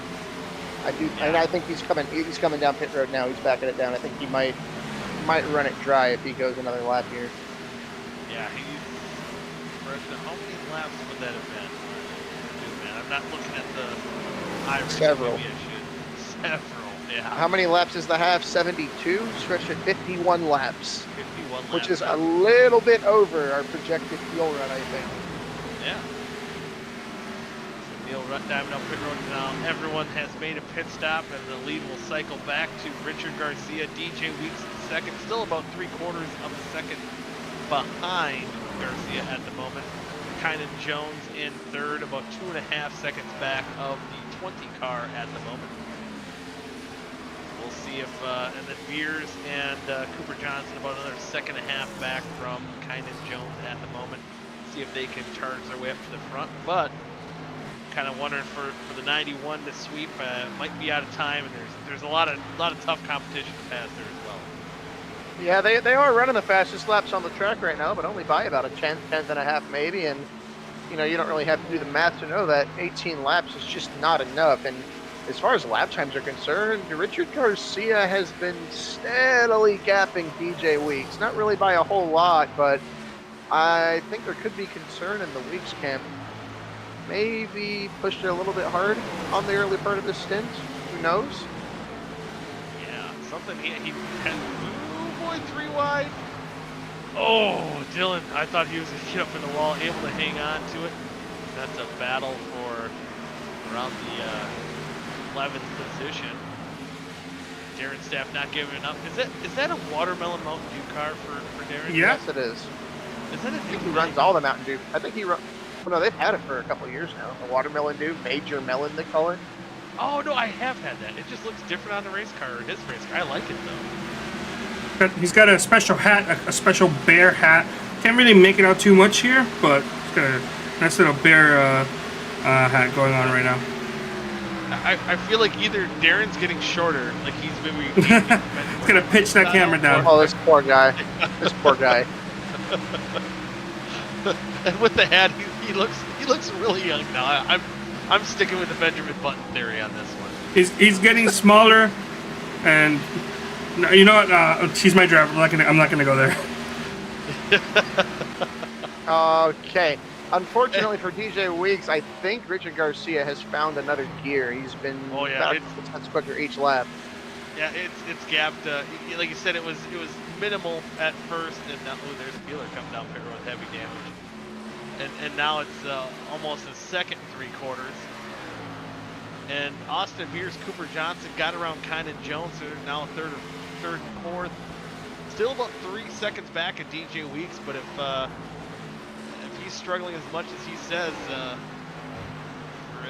as it's alleged to be, they could get up. Oh man, Cooper is trying. You can tell he's racing the wheels off. He wants to get around Austin Beers. It's a pride thing, I think, at this moment. Has Richard Garcia won this season? Yeah, he won last. Did he win Darlington? I think he did win half number 1 of Darlington. This will be, if he can hang on here, he will be our first repeat winner this season. No. No? Beer. Oh. No, because Stanley swept Suzuka, and Beers won Darlington last week and Homestead. I thought we said there weren't any. Oh. Yeah, no, I got confused. I thought besides Stanley, there was only they're all different. Oh. And Beers was the one I misread on as well, and you know he's my driver. I should keep up on this stuff. Come on. I know. But 10 laps to go. Looks like Garcia. I have to wonder, you know, if he does pull this off. Almost gotta ask him what could have been in half number 1, because I think he had a good strategy as we talked about in the beginning parts of half number 1 before the Gavel pit road incident that kind of put a little bit of a damper on his race, and man, he could have very well have pulled out a broom tonight if things could have went a little differently, but hey, such is life, such is racing. Cooper Johnson did finally get by Austin Beers, but for what it's worth for Richard, despite what happened in that first half, he ran well enough to where he was still able to come home 12. So all things considered, and you know, it honestly could be a double-edged sword, right? If he had finished towards the front, I don't know if he was going to win that first race just because of how far back he had to drop to make it happen. But if he had finished further towards the front in that last race, he would have had more cars to pass this time and possibly be trapped behind Cooper Johnson or Austin Beers, seeing as they're only 5 seconds behind.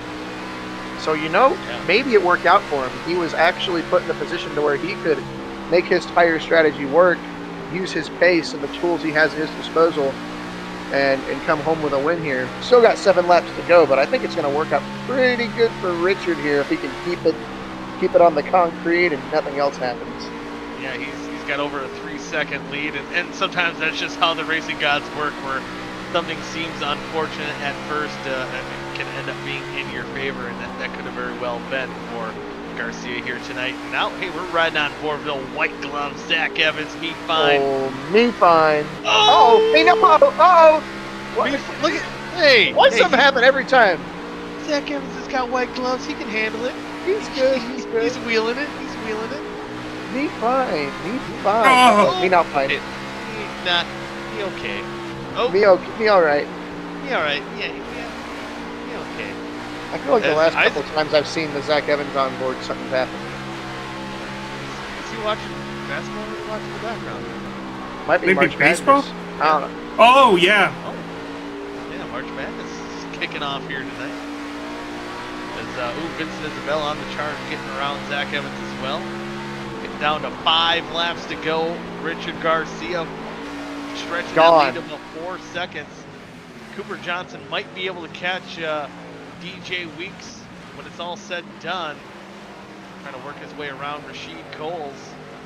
Love the pink wheels on that, man. It doesn't fit. I love it. Even Cooper Johnson, I think he's got his old his famous red wheels on the old OSCA invite car.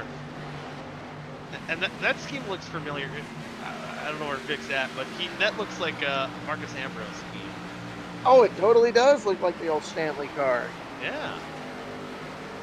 So Yeah, I mean, Stanley yeah. Stanley DeWalt kind of hybrid scheme, whatever they used to do back then. Gotta love It it. reminds me of something else. I may be wrong, though. Is this based out of an Xfinity car? Or is it but I actually think- the Marcus Amber Stanley? Are you I thinking Sargento car, maybe? Oh yeah, maybe that. Or the Balicki Arcom? ran. No. Oh, Balicki car, maybe. Balicki Maybe ran Balicki. what?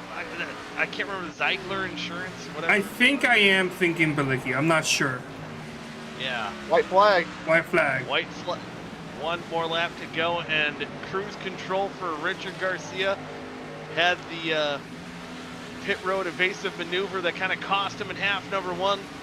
Got a good starting position here in half 2, and had redemption as he's going to come on at turn 4 for the final time. He's going to take the checkered flag here in half number 2 of the Aaron Leinemann Memorial here at Dover. DJ Weeks 2nd, Cooper Johnson coming home 3rd, Austin Beers 4th, and Ethan Stanley rounds out your top 5. Kynan Jones in 6th, Gilberto 7th, Caden Tufts 8th, Dylan Thomas 9th, and Darren Staff will round out the top 10 here tonight. Have we And ever had a full race caution free? I don't know if we ever had double caution free halves, but I mean Yeah. this fits this is about part of the course from what we had last time we were at Dover. Except last time we didn't make it green the whole way. This time we did, and really, I remember a couple of seasons ago in these Xfinity cars, we had a race at Kentucky, and it was a really, really, really rough race. You know, Kentucky, it's a big track. You think there's not going to be a lot of cautions. There were tons of yellows, and guys were wrecking, and Vic had like a whole paragraph thing about how, guys, we've got to get it together. This is terrible. This is embarrassing, and things have come a very long way. We've got 2 totally green. We did not have a single caution tonight. Yeah, it was an awesome performance by these drivers tonight here. Doing it for Aaron, doing it for Vic, for his sanity as well. I'm sure his post-race reviews are going to be pretty short here tonight, so that's a good sign as we'll get the interviews going. Austin Beers, hey, you finished 4th. You did not make the cut, Austin. Go think about what you've done. Celebrating half one victory. Hey, there you go. Hey, I love it. I love it. You know what? I'm wondering if it's a Marcus. Just side note here, because Where's Vic? Seriously. I think the 91 is a Balicki font, and I think the base scheme itself is the Marcus Hammer scheme. That's what I'm rolling with. I don't know if that's correct, but I'm sure Vic will pop in here soon to to correct us or changes as well. But as Cooper Johnson's doing burnouts, he finished third in half number 1. We're gonna pull him up into the booth while he's doing his burnouts. And Cooper, you came home here in third after winning half number 1. So hey, you charged through the field. How did you do it? It seemed like maybe you were having Austin Beers kind of be the gopher for you. Oh, I brought him an interview waiting. I wasted a good. That's awesome. That's amazing. I wasted a good Try it intro. again. Yeah, I'm sorry I brought you into the wrong room. Yeah, I do feel like Steve Harvey right now. But anyway, Cooper, as I was saying to no one, after getting that win in half number 1, you charge all the way up to the third in half number 2. Talk us through a little bit. It seemed like you might have had a little bit of a gopher in that 19 car that kind of lead you through the field. He's tough. He does not want to. And hey, he's the points leader, so I have no problems towards him at all about that. Like, obviously, he's going to race for every point he had, but yeah, he was racing me pretty tough there. There's a couple of times I didn't want to turn him. I didn't want to get into him, and there was a couple of times where he really pushed me down on the bottom there, and then I would get tight off of 2 or 4. And sometimes I barely touched him to get a 0x, but it was fun racing him. Kudos to him for hanging with me that long, and congrats to Garcia 57 on getting the W. But yeah, pretty good night. Yeah, it was a really good night. 2 podium finishes and that half 1 victory, of course, as well. But one burning question we've had. We were talking about it right before we brought you up in the booth. I think I know the answer. Do you know it now? Is it about his paint scheme? Yeah, it's about his paint scheme. And I looked it up. If you look up Josh Bilicki on Google Images, this is 100% entirely just a Josh Bilicki paint scheme. Oh, it is. Okay. Okay, so I was right. It's his 91 card Xfinity. Yeah, it's his Ziegler Insurance. Yeah, Ziegler Auto Group. Yeah. Sorry to hijack the interview there, but Hey, I mean, look, listen. Did you? Goody, hold up. I can't do you dirty here, okay? I can't do you dirty. Look, that's pretty close. It's pretty close. That's really close. No, it's not a bad guess at all. I mean, I would think first of a Marcus Ambrose card than a Josh Bilicki card. Yeah, but hey, Bilicki's Wisconsin boy, so I'm all on board on that one as well. I race go-karts against Josh Bilicki too. That interesting story enough there. But Cooper, did you know that? No, I did not. So Well, you did Josh Bilicki proud. yeah, I'm glad. Since Vic just hopped in here, you can thank him for the paint scheme. He made it in very short amount of time. So shout out to him. I totally didn't have the base scheme already made or anything. Oh, okay. Definitely an original design. Yeah, 300%. You hop in at the last minute, say, hey, I'm free, let's do this. I show up and I'm like, hey, I'm down for let you drive my number 92 car. Why don't you get Vic's permission? Vic's like, nuh-uh, fam. I'm going to take him from you. You know, if RFK loses that team championship by like 10 points, you can look back at Dover. You can look back here and go, if only Cooper ran my car. Conspiracy. It is. But overall, though, Cooper, I think you showed it was a fun battle between you and Beers to watch as well. But your love for Dover, I think, really shined through here tonight. That was a pretty powerful run. But before you even got in that battle with Beers, talk us a little bit about your drive through the field. Oh, it was fun. You just had to sit there and kind of wait, and it was tough because you don't want to save too much tire, and then you don't want to use too much tire because it's that happy medium of trying to find that right line of saving your tires but yet still keeping speed. And passing here is tough. That's why you saw Garcia just be able to get up there and stay up there, just because if you're in that top 5, it is such an advantage from starting back in 15th, 16th. It's very tough to pass and make up a lot of time in a short amount of time. So they're just kind of sitting and waiting and hoping that those guys in front of me used their tires way more, and the fall off was a lot greater to kind of make up that time that I lost just starting 16th. And But it was fun, just kind of sitting there waiting, just slowly passing guys. And everybody was very clean. Everybody was very cordial that I raced around. So kudos to everybody that I raced around tonight. I didn't have a single problem with nobody. So like we talked about earlier, that battle with Piers, shout out to him. That was a lot of fun racing with him. And although that may have held me up a little bit, I mean, I don't think I would have been able to catch Garcia by the end of it. He had a pretty good gap on me. Yeah, it was gonna be. I thought if you and Beers got to that point, maybe you guys could have ran down some of those. Either Weeks or Garcia could have been a fun battle, but now you got that. You scratched that itch, getting back into OSCA competition. Any future plans in hopping into maybe another Josh Balicki ride in the future? No, I mean the only reason really why I didn't race this season was just because I'm a lot busier now with school, and so it's a lot tougher on Thursdays just to be able to race, and so I didn't want to, have to sometimes miss races or have a chance of missing races and it affect my schooling or anything like that. So I just called it a season for this year, but I don't know. We'll see. I mean, like tonight was just a very random night where usually I'd be really busy right now, and I for some reason now I've just got this day off, and like I said earlier in the first interview, the tweet popped up and I saw it and I'm like, all right, well, I got nothing to do, might as well go do this. And so I don't know, we'll see. I mean, I might be back for next season. No guarantees, but we'll see. I don't know. We'll see what the future holds. Hey, we'll be looking forward to it. I'm sure Carlos might be giving you another call just to see if you're available. But before I let you go, Matthew, you got any final words for Coop? Good to have you back. It's good to see this thing run into green, and when nothing impedes your progress, we can kind of see what kind of results you can do. So happy to hear you're taking the time off for real life stuff. I'm hoping you can find the time to put another full season effort together, because tonight was fun to watch you do good. It was fun to watch you get the win and get back up on the podium and talk to us again.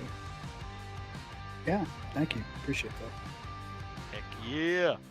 Congratulations, Cooper. I don't know if you want to do another shout out. That's up to you.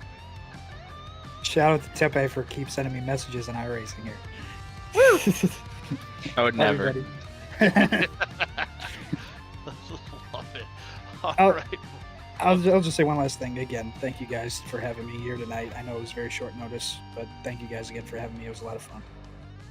Hey, we were glad to have you out here running, and glad to see you back in Victory Lane. Hopefully, you never know, something opens up for you, and we'll see you on the track again. Sounds good to me. Heck yeah, Cooper Johnson making a limited, if not maybe his only start of the 2024 A season. We made it count. Yeah, you made it count. Yeah, the first and the third. That's the way to do it. But up next, Matthew, I'll let you take DJ Weeks. Bring him in the right booth here. Good job. All right. I did it. We've got DJ Weeks here, coming up a runner-up tonight, and I believe he was also running one of the Aaron Leinemann tribute paints. Good to see you put that thing up on the podium. I want to go back to half one, though, because we didn't get to talk to you. We kind of overlooked you when making our second half picks. I didn't notice until I had already picked the guy who put himself in the pit barrels that you went from 26th to 10th in that first half. And that's a pretty tremendous run to do under no cautions, having to run the whole thing green. Yeah, I'm not gonna lie. I have a new wheel, do everything, and I had no idea how bad I was gonna be. So I was like, I'm just gonna start in the back and see how it goes. And I finished 10th. I was like, holy sh! Now I'm gonna start up front, which was even worse. But I am worn out. I have not run a race since OSCA ended last season. This is my first league race since then, and I am worn out from this damn track. That's quite the comeback. It's one of the more driver versus tracks to run, and the only break you got was really the halfway break. No cautions, and even your pit stops, you had to worry about getting it down on pit road, on and off clean. I mean, as far as the whole field, a challenging night for all the drivers. But yeah, man, coming back, you haven't raced with us here in a few months. A challenging night to make your comeback on. So Good job on It ain't that. just OSCA; it's everywhere. I haven't Everywhere. ran no officials, no nothing, and since Oh, wow. end of December or whenever we ended last season, I was like, what am I getting myself into tonight?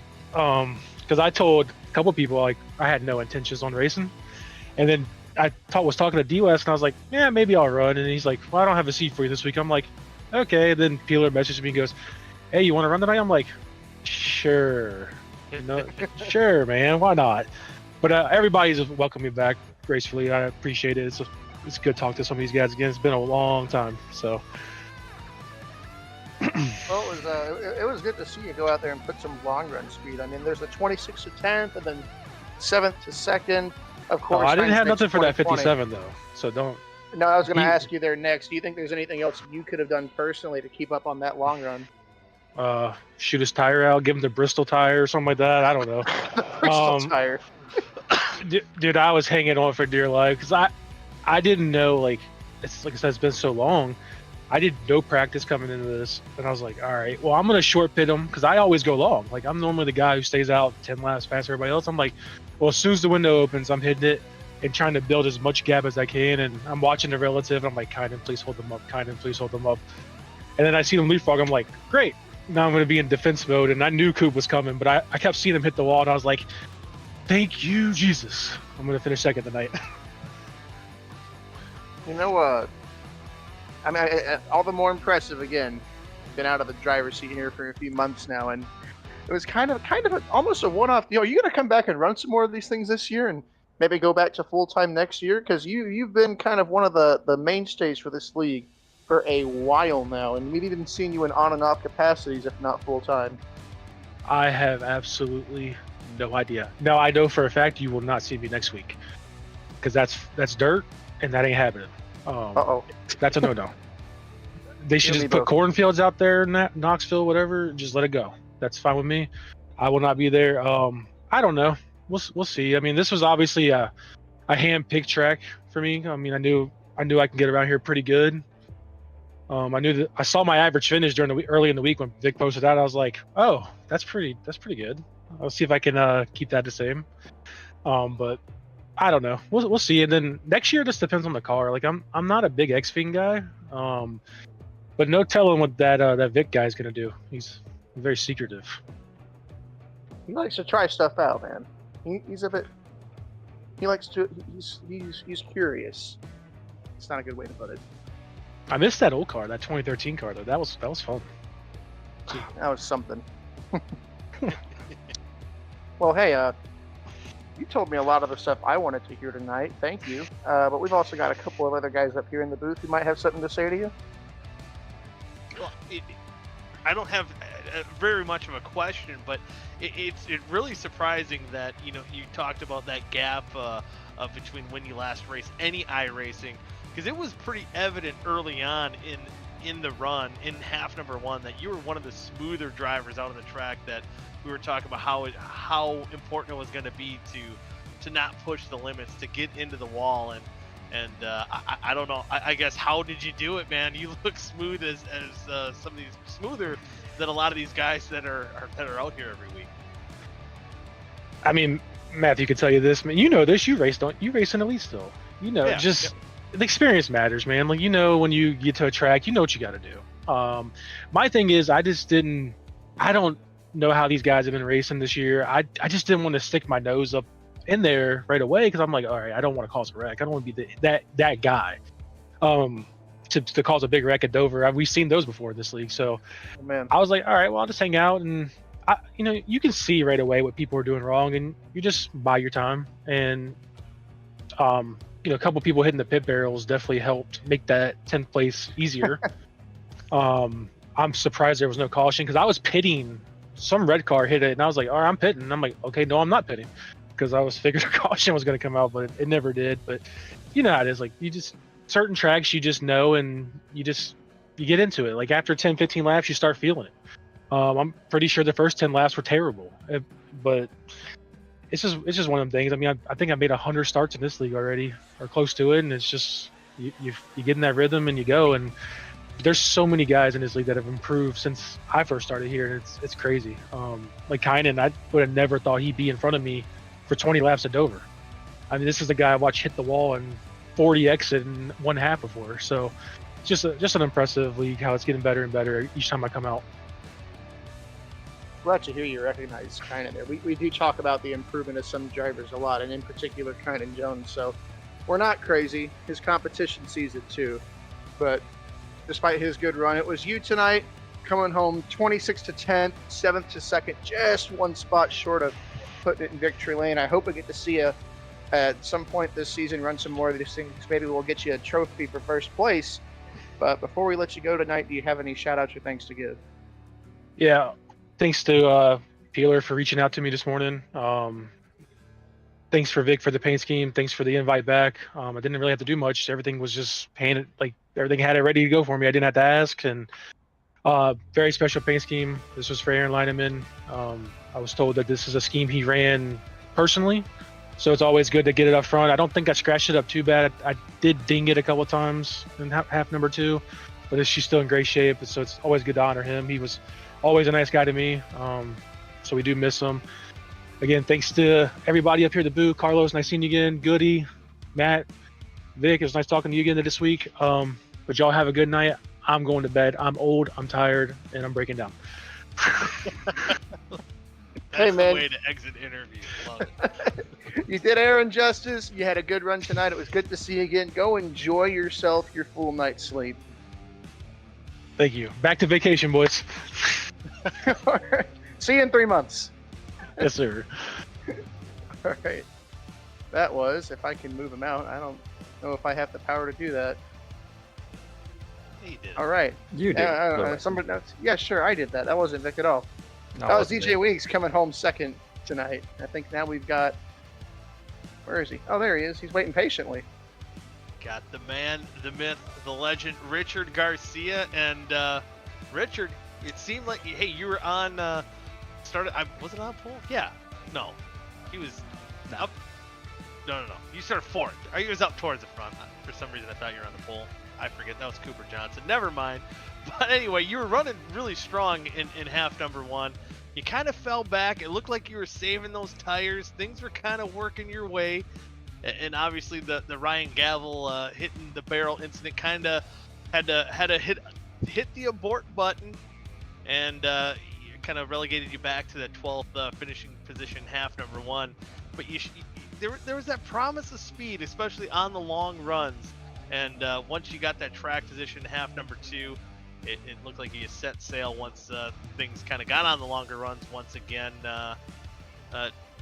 Did it feel like maybe half number 1 was kind of a curse and maybe a gift a little bit as well? Yeah, half 1 was struggle bus race for me. Yeah, I just kept the settings wrong, to be honest with you. Just screwed that up, and it was the setup. It'd be offensive to say this, but it was tighter than a dump truck. I'm sorry to all the dump trucks out there. But yeah, we fell back right away. Just completely missed it. That pit stop where he hit the tire barriers, I thought for sure their caution was going to come out, so I stayed out to try to not get caught a lap down. And then thought about it more and said, you know what, I've already lost enough time, might as well just stay out and run this out to the end, see if we can get a caution, because there's got to be a caution, right? No caution, as we all saw, which was nice. It was just really nice to run 2 full complete races without cautions. Yeah. And then yeah, just finished 12th. It was a bummer, but second half, that's where it came on strong. You know, I'm kind of surprised you said you hit that struggle bus in half number 1, because you did fall back, but it looked like you were kind of, I don't know if it was it as far as was it like your settings in your you know, the settings for the setup, your steering ratio, brake settings, stuff like that you kind of messed up on, or was it kind of how hard you drove, or maybe just the way you were driving at the beginning part? Because it looked like the speed was coming back to you later in that run before the green flag pit stop. Yeah, without giving away too much, it was a little bit of everything that we can adjust. Was just off by a hair, and you got to be right on cue or right on point with these guys. These guys are fast. But once we figured that out and got that adjusted for the second half, it came around a little better. But these guys are just so darn good. You're off just a little bit, and you're running P10, P12. There was really no trying to save in half one. It was go, but I was going as hard as I could, and that's where we ended up. Hey, well, it worked out for you. Got in victory lane. The second victory you have on the season, getting one last week at Darlington in half number one. So you joined the list of repeat winners now. We were talking about, we have this sorted out now. It's you, Stanley, and Austin Beers are the only repeat winners so far in the 2024 A season. And I believe next week we head to that dirt track in Knoxville. What are you kind of thinking? Can you be the first 3-time winner, or what you thinking? I like your enthusiasm. I'm not. Oh, no. Is dirt for farming? I don't like to get dirty too often, but we're gonna give it a go. We're gonna do our best. See where it shakes out. I'm not a dirt guy. I'm an asphalt guy. I've been an asphalt guy for way too long, and switching it up and going on dirt is scary. Hey, so sometimes being scared is a good thing. So you never know what could happen. But before we get to the shout outs, Matthew, you got anything for Richard? Dude, good job. I mean, we were looking at DJ Weeks. He looked good tonight, and we saw him kind of start to catch on that last green flag run, and then it was like a light switch. You started gapping and one thing by about 5 seconds. I mean, I know you said you were talking about how you got to be on your stuff because these guys are fast, and I think you said something along the lines of they're really freaking good. I mean, you just kind of put a whipping on the field. So, I mean, that must make you pretty freaking good. You said it, not me. But yeah, I mean, he was coming. He had speed, but I could tell that at the rate he was coming, that he could not sustain that once he got in dirty air. And that's exactly what happened. He got caught up with some lap traffic, started dropping, and it was just find your line, make sure you move around when the line gets hot, but mostly just find your rhythm, get in that groove, and just kick off laps and pray there's not a caution. Yeah, that's all I had for him. Yeah, none all night. How surprised were you that there were 0 cautions between both the halves here at Dover? If I was a betting man, I would end up like Otani's interpreter. Let's just oh my put it God, that that's way. the second time tonight. It's the second time someone's had to mention that in an interview, but I don't blame you. It's pretty crazy stuff. Wow, I love it. That's awesome. But as a Dodger hater, I gotta res the Dodgers. Ah. Yeah, oh yeah. I want to see the Padres logo on your Discord logo here, so that makes sense. But before we let you go celebrate your victory, any shoutouts you want to give? Yeah, give a shout out to Drew, Cameron, great teammates to bounce ideas off. Morkel, if he's watching, I don't think he is. My dog's over here somewhere, ready to go outside. And just OSCA staff, thank you for putting this on. Had a great time. I really appreciate having me, you guys having me. And I know I called my shot last week and said keep the seat warm. We'll see. We'll see for next week. Hey, get some practice. Get a little dirty. Get the elbows dirty and wheel that thing. You never know. Could end up in victory lane, Knoxville. It would be a fun place to do it. It would be a fun place to do it. Knock that off the goals of in iRacing is a dirt win, but we'll see. We'll see. Hey, you never know. Never say never. But again, congratulations, Richard, on your win here today. Second week in a row picking up a victory, and best of luck to you next week in old Iowa. Thank you, guys. Appreciate it. Have a good night. Yeah, me too. That was Richard Garcia, winner of half number 2. But with that, Matthew, it was, I still can't believe it that you talked about the general green flag runs racing we do get here at Dover. But as Richard said, would not have made a bet that we would have went 2 halves caution-free racing. So that was pretty fun. It's fun to have you back up here. Fun to be back up in the booth. Any final statement there, Matthew? Yeah, getting the old gang here back together. A couple of long stays in the league, whether it be driving or in the booth, and um, it was a pretty special thing. We ran Dover pretty clean that first like a year ago, whatever season that was, and to do it again and even cleaner tonight, I think that's kind of going to be a mainstay here as far as this track in this league. And it was a bit of an endurance race for these drivers to say, and in the Aaron Leinemann Memorial, he was Lemon's guy running endurance in real life. So I think it's fitting. We had I don't know if we've ever had a race on an oval with no caution. So I think these drivers went out, they did an exceptional job, put on a great show, and ran a really clean race. And what better race to do it than the night we honor Aaron Leinemann? Heck yeah, I couldn't have said it better myself. And shout out up there in the sky for Aaron Leinemann. Hopefully we did you proud here with the racing tonight.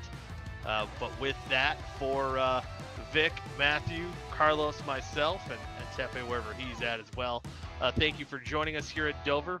We'll be back next week. I'll be back next week. Matthew, are you back next week? Oh, I have no idea these days. I won't be. We'll find. What? I'm just kidding, Goody. Oh, The man, show, I have to be there. Carlos said so. I was like, I don't think I've heard Goody's heart drop so fast.